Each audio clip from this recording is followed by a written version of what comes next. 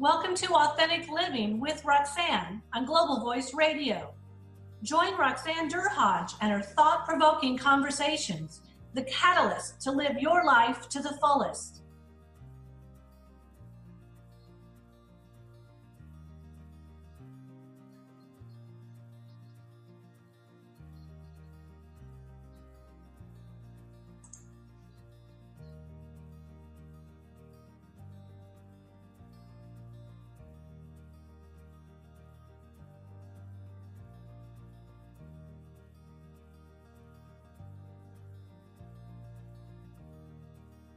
So hi everyone, it's Roxanne Durhodge. I'm so happy that you're joining me today along with my guest Deanna Wong.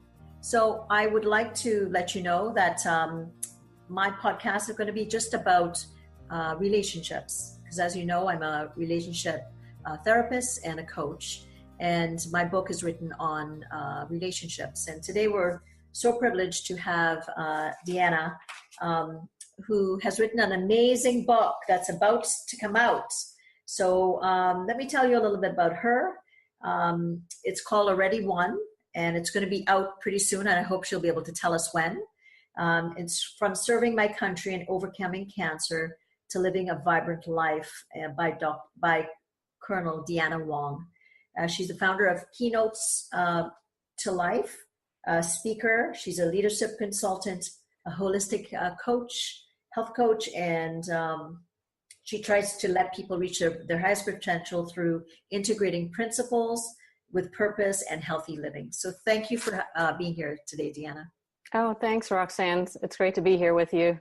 So you're my first guest, so I'm going to say that, this topic that we're going to be talking about, just so our viewers are aware, it's, like we call it, you and I had said the other day when we chatted, the big C word, which is cancer, which I know keeps us up a lot at nights for the average person. So Deanna's going to tell us a little bit, hopefully, about her story and what her struggles were with actually having ovarian cancer, and what kind of things she learned about herself through the process, and to get herself through full recovery. So Deanna, tell us a little bit about you and your path, and what kind of led you here today.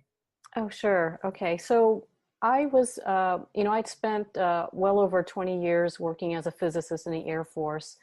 And I was actually basically at the height of my career working as a colonel.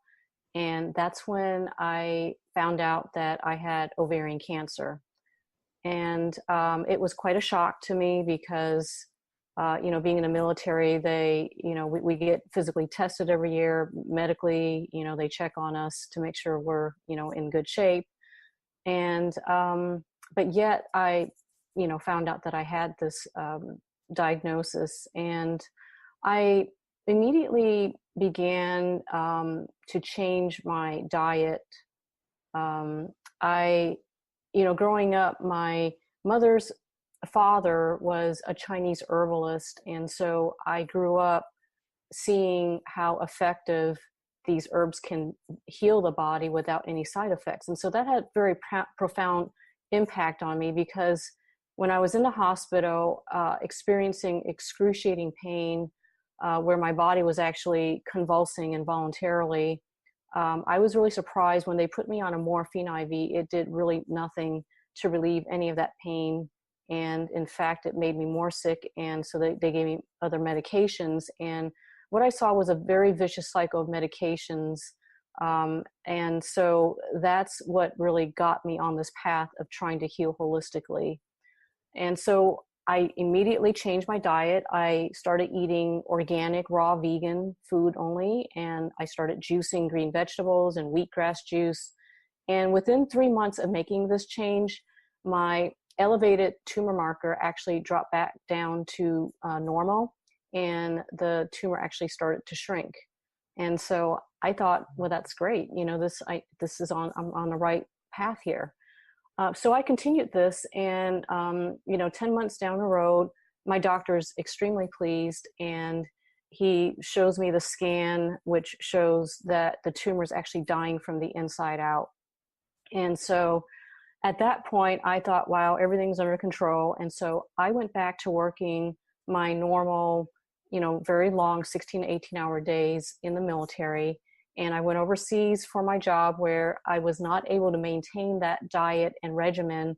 And what I found when I returned back to the United States is that all the good progress I had made reversed, and the tumor started to grow aggressively. So I had this rather large tumor now that was growing because it tripled in size in just a period of 3 months. And it was actually as large as 27 centimeters, which is basically like this. It was huge. And it spread. I was told that it spread to my peritoneal lining. So I was told I had peritoneal carcinoma as well. And it affected my lungs. Both of my lungs collapsed and filled with fluid. And that's when the doctors admitted me into hospice. And I was told that I had 4 weeks left to live. I was actually on oxygen. And, it's interesting because that was rather challenging time for me physically, but I think there was still a part of me that was still in a bit of denial. I was still, at that point, I was still trying to attend conferences and take classes and courses because I really felt like I was on this journey or quest to just learn as much as I could. And that's actually what put me on the path of trying to heal holistically, because I had done so much research, once I got over the initial fear of the diagnosis. And it took a lot for me to finally realize how really dire my situation was. And it came to a point where I wasn't able to eat anything solid for close to 40 days, because by this time my stomach and my left lung had shifted further to the left. And then I could barely drink anything. It would take me 1 hour just to drink a glass of the vegetable juice, because it just created so much pain every time I tried to swallow something. And then, when I was literally gasping for air and I couldn't breathe anymore, it was very challenging. I realized that it was only a matter of time before, my organs would expire because due to the lack of oxygen. And what happened is one day my blood pressure dropped. It just dropped so low that all the muscles in my body began to contract. And by this point, I was retaining a lot of fluid. And so I would gain actually up to 10 pounds of fluid in just one day. And it was very painful. And so when I was in this state, I really thought that was the end of my life. It was like more pain than I could bear. And I was, just screaming for help. And my cousin was there with her mother taking care of me. And she called the hospice nurse, and that nurse just said, well, just, give her some pain medication and call me back in a half hour. And I'm so glad that my cousin said, we don't have a half hour. I'm going to call 911. And so they came, I got admitted, and I was told that, you have to start chemotherapy right away. If you don't, you're going to die, essentially. Oh. And I prayed about it. And what I said to God, if you want me to do the chemo, I will do it, but I need to hear this from you, because with my background as a physicist and having worked in chemical and biological defense, I understood some of the effects that chemotherapy would have, not only on the cancer cells, but on my immune system, which is a very system that you would need to be able to effectively handle the cancer. And so what I heard back was to ask for the cytology report, which is, they had just drawn out all this fluid out of my abdomen. And, it was just like bags of red blood that they took out of me.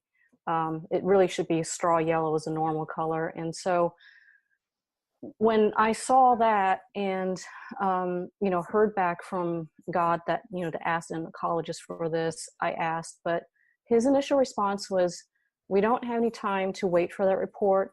It's going to be malignant, and I need you to start chemotherapy right away because your condition is very poor.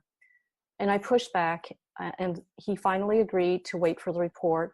It took another 2 days, and I'm not even sure I could hang on for that amount of time because it's just so hard to breathe. And he came back and said, your intuition to wait for this report was a good one because it came back negative for cancer cells. And that was really surprising to me. It was surprising to the doctors. And so he went on to explain to me that what this means is this opens up the opportunity for you to have surgery. So I said yes right away, and I would have to be transferred to another hospital, but they didn't have any beds available. It would take another 3 days. And in the meantime, my blood levels are so low. I have to have 5 blood transfusions. I have to have the fluid drained out of my lungs. And the surgeon, he's not even sure I can go through surgery because he says you look too emaciated to even go through surgery. But in the end, they decided to press forward with it. They prepped me for it, and they said, when you come to after the surgery, don't be alarmed you're going to have a tube down your throat. You're going to be in ICU. Well, I went through all that and came out, I was in a great deal of pain. I was very weak, but it was a very gradual process. But they told me that once they did the pathology on the tumor, that I had a very rare malignant form of ovarian cancer called granulosa cell tumor. And it took me several months to rehabilitate. I had physical therapists and occupational therapists working with me. And it was literally like having to relearn how to, climb up and down the stairs. They had straps around me so I wouldn't fall. And, I had to learn how to navigate outside on uneven ground. And that's, essentially the experience I went through. And go ahead. What a story. Like, you kind of, you hear these stories and oftentimes you'll hear people talk about having to go right into chemotherapy, and sounds like something within you, whether it's prayer or it's just something bigger, allowed you to listen to wait for that report. And, what I'm fascinated with you is that you had the courage, first of all, to take the alternative route, even though you were probably exposed to like Chinese traditional nutrition. So when you kind of think about, I often say that the physiological, the emotional, and psychological, and the spiritual are all one. And when you kind of look at your path in life, what kind of signs, or were there signs that you think, in retrospect, you know what, Roxanne, I probably should have kind of heeded this or that? You mentioned something 16 to 18-hour days, like, wow. What kind of other things, were you doing that now that you're so graciously recovered? And I mean, when I saw you and met you 2 years ago, you would not have known that you were in any way ill. What kind of other things do you reflect on, or have you written in the book that would help us understand some of the things that you may have noticed earlier on? I would say the most important thing, I think, is really to become aware. What I learned is I wasn't aware of what I was feeling emotionally. All these years in the Air Force, I was trained to accomplish the mission, to take care of the people. But in the process of doing that, I lost track of what was going on within me. And, if I can backtrack a bit, when I was younger, growing up as a young girl, I told my parents, I think I want to be a gymnast, a ballerina, or a pianist. They're all artist type professions. And my parents, they meant very well, but they said to me, you can't make a living like that. It's very hard to make a living as an artist. And so you need to have something more solid and have music as, the art as a hobby. And so that's what caused me to, go to the Air Force Academy, where I earned my bachelor's in physics. And that's what set me off on this Air Force career. It's almost like I did the exact opposite, because I thought, well, physics, I'm interested in it, and it's solid, and that's what I did. And, I think what I did was I realized that, and it's kind of ironic in a way, because when I got to the Air Force Academy, that's actually when I started to realize how much I really loved music in particular, and playing the piano. At that time, I actually managed to study some piano with a Russian instructor. And, many of my classmates even asked me, why didn't you become a concert pianist? And I just didn't think, because of what my parents told me, I didn't think I have a choice. And that's, I think, the theme that kind of ran through my life is not feeling like you have a choice, and so all these long hours I worked, in my mind, I told myself, well, I'm working in a profession that is to, protect our country. There are lives at stake. And so, working long hours just kind of comes with the territory. But, when you do that, there's a cost that comes to it. And it's really your own health, because, I would work till the late hours of night and I would be exhausted. And I just thought, well, this is how it's supposed to be. I didn't know there was a choice. So, I think probably, the thing that I talk about in my book is just really, realizing that it's your life and you really do have choices in life, as to what you do, what you don't do. And I really think that what you do ought to bring you joy. It ought to be something that you're passionate about. And what I did, I really did enjoy my time in the Air Force because it afforded me the opportunity to meet some incredible, very dedicated people. And I got to, kind of move and live around the world, which is something I've always, wanted to do. But at the same time, there was a whole other side of me that wasn't being expressed. And that was, the creative, artistic Deanna. So the adolescent didn't rebel. You didn't stand up, or we think of our typical adolescents, and they rebel and they do certain things, but you didn't at that point. You did what you thought was needed to make the people in your family happy. So would you mind telling me a little bit more about that? Yeah, and so I had a very deep-seated desire to please my parents and to please my bosses. And I think that's what kind of got me on that path. I really think that people, I've been studying this for a while, but, people who have cancer, have been diagnosed with cancer, typically they're people pleasers. They put the needs of others before themselves. And there's a whole part of their life that is not integrated into who they are. And so I feel like I certainly kind of, I meet that criteria, or I met it back then at least, where because I was trying to please people, I didn't think I had a choice. But, I started to realize that when I was my first assignment in the Air Force, it's interesting because I was working on my master's degree in physics, and about halfway through that degree, I actually thought, there's no one, I can't really talk to just an ordinary person about what I'm learning about. It's like Hilbert space and, the nth dimension of this and quantum mechanics. And so I thought, well, why am I doing this? And after a while, I thought, maybe I'm doing this to please my parents. Maybe I'm doing this because it's what the Air Force expects of me. So I thought, well, what would make me happy? And I thought, music.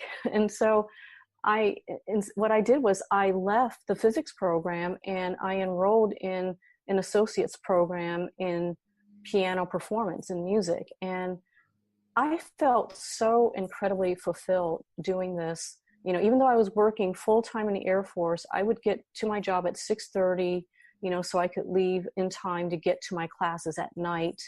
And I carried a full-time, student load as well. But it didn't feel like work to me, because I really feel like that's something that I was passionate about, that brought me joy. So what I hear is that really, and as a psychotherapist, I always talk about parts of self when I deal with people. And what I hear is that part of yourself, that emotional, joyful part of yourself that you truly knew was there, you kind of tucked away, or you maybe minimized the importance of that beautiful gift. Like, not only are you a physicist, which is, we know what that is, the thought of physics makes me cringe. And to be able to go on and do a PhD in it, Deanna, what an accomplishment. But at the same time, to be able to have a passion that you could work these 16 and 18-hour days and still find a bit of joy. It's amazing that you had the ability to do both. But what you're saying is that it wasn't enough somewhere along the way based on some of the other things that were happening in your life? The length of days. Did you have signs like, were your thoughts kind of, were there little signs of thoughts saying, what are you doing, Deanna? Oh my goodness. What kind of things were running through your mind? Because I often say, that physiologically, the body eventually gives us no choice, right? When, we create a dis-ease of the body, which is disease, and then we have to acknowledge it. But oftentimes we might have some earlier signs, psychological, emotional, or even sometimes spiritual. Did you kind of notice some of those things in retrospect after the fact? Yeah, I did. And what I realized is, and I think it goes all the way back to my childhood even, I always felt like a sense of inadequacy, like I wasn't good enough. And that stayed with me. It did not matter how much I had accomplished in my career, being a physicist, being a colonel. It just somehow, it just didn't really seem to sink in to me that I was okay and that I didn't have to keep trying to achieve. And, I really think I must have derived my value from, what I did. And I didn't realize it until here I was laying in my deathbed in hospice and I couldn't do anything. And so then I had to come to terms with, well, am I worth any less now because I can't work and I can't accomplish things? And my conclusion was that no, I have inherent value as a human being, even though I'm just too sick to do anything. And so that was a big revelation to me. And I just think that, had I paid more attention to, why was I doing all these things? Just this need to achieve and to be excellent. I think I had a sense of perfectionism as well. Everything had to be done perfectly. And I believe that the reason why I did that was because I didn't feel like I was good enough on the inside.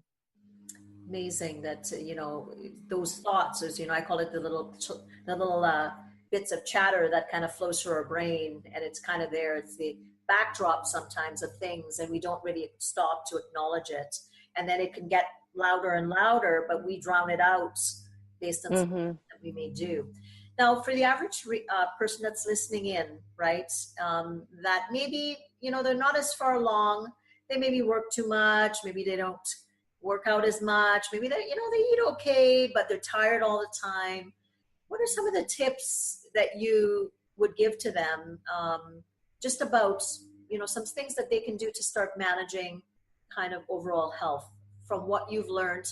I know you did a ton of research, you've lived the life, you've done the juicing, you've done a lot of the green kind of homeopathic remedies. What kind of things would you say to people are some basic things that they can start to do that might help them to replenish if they've depleted their system?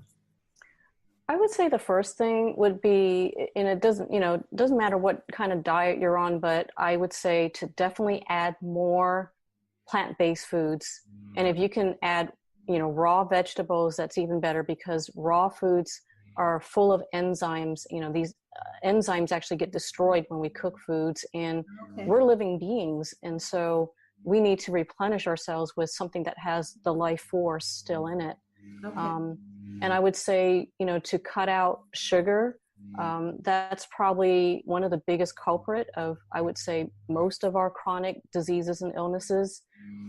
Sugar is very inflammatory, and that's really the first step in chronic diseases. It starts with inflammation. I would say to get enough rest. It's really important to get to bed, I would say no later than 10 o'clock at night. It might sound kind of early, but if you think about it, we are really the only species, I think, on this planet we've separated ourselves from nature. All other living beings, animals, plants, they're tied to the sunlight and circadian rhythm. And because we have, electricity, lights, computers, we've almost kind of separated ourselves from that. And so it's easy to just, stay up all hours of the night working. But when you do that, you really disrupt the the very fine balances, melatonin, so that you can sleep. They say that for every hour that you sleep before midnight is actually equivalent to 2 hours after midnight. 2 hours. That's interesting. Yes. So these are really, really basic things that people can start doing. I know we're going to probably be out of time, which is so unfortunate. I would love for you to come back and talk a little bit more about actual, a lot more to do with the nutrition, exercise. And I don't mean like dramatic exercise, but just some things that people can do, and some of maybe the psychological, even emotional things that you've learned to implement in your life, because obviously you're a living legend for what you've been able to endure, what your body, the state that your body was in, and it was past the point of depletion, obviously, and now you've kind of brought it up, probably to a healthier state than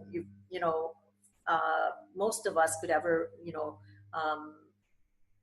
hope to be at, but I think even some basic steps that you could potentially share with us, that would be amazing if you could come back, because I'm sure that people would be, I know I'm intrigued. I want to know more about some of the things that you've done, and some of the things that I might be able to implement in my day-to-day kind of life. So hopefully you'll be able to potentially come back again and share that with us. So with yourself, what's one statement or message that you'd give the viewers just about when they get scared about, cancer? What would you tell them?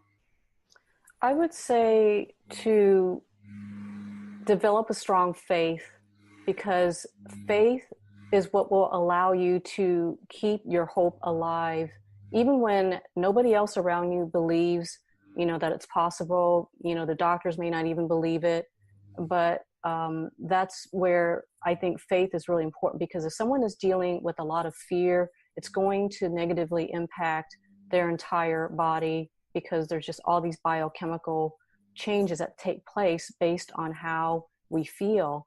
And so for me, that was probably the biggest thing. And I would really encourage people, to never lose hope. And the way you do that is really by developing a strong faith, because faith allows you to continue to believe even where your rational mind can't really fully comprehend it, and there's no reason to. Wow, that's amazing. So, like they always say, love, not fear. So really to believe in something bigger. So where can people get a hold of you if they're wanting to know more, if they'd like to potentially coach with you, or if you've got some programs, where could they, what's your website that they could go to and connect with you? Yeah, they can go to my website. It's Deanna1.com. That's DeannaWN.com, and they can sign up there for a complimentary consultation with me. And if they sign up for my email list, they can also get a sugar cleanse sheet from me. Well, thank you so much for being here today. When is the book going to be released? And I would love to have you on again, even just before the release, so that people will it be available like on Amazon and all the different distributors? Right. The book should be released within the next year. Okay. So it will be sometime next year, hopefully before September next year, or by September the very latest. Fantastic. So minimally they can reach out, and I would love to have you come back and us talk a little bit more about biochemical, and because I want to talk, a lot about hyperarousal, fear, the fear states, and physiologically what that does, and also, some of the PTSD or PTS that you would have been exposed to, the environment that you were in. That would be, I think, a fascinating follow-up. So I hope that you come back. Thank you so much, and hope to connect soon. Oh, thank you so much for inviting me to be here, Roxanne. It's been a pleasure. Thank you. We'll talk soon. Okay, talk soon. Okay, bye-bye. Bye-bye.